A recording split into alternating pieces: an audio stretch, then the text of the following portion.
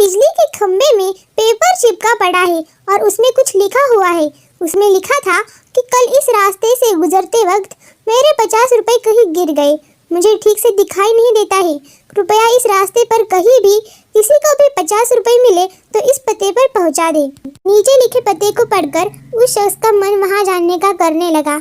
उस शख्स ने पते को याद किया और उसकी तरफ बढ़ने लगा। वहां जाने के बाद जब उसने आवाज़ लगाई तो देखा कि गली के आखिरी में एक झोपड़ी है। वहां एक बूढ़ी औरत लाठी के सहारे बाहर निकलकर आ रही है। उस शख्स को मालूम हुआ कि वह वृद्धा वहां अकेली रहती थी। उस शख्स के बहुत कहने पर उस बूढ़ी औरत ने उससे 50 रुपए तो ले लिए, लेकिन उस शख्स से विनती करते हुए कहा कि बेटा जाते वक्त वह संदेश जरूर फाड़ कर फेंक देना, न जाने किसने मुझ पर तरस खाकर ऐसा किया है। उस शख्स ने सिर हिलाते हुए बूढ़ी औरत की बात को हामी भर ली।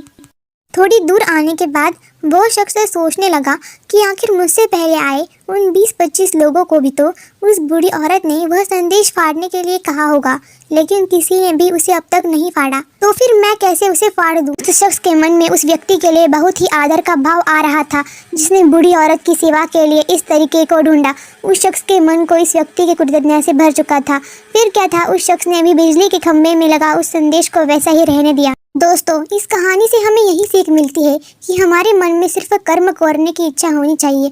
मदद करने के लिए तो अनेक तरीके हैं।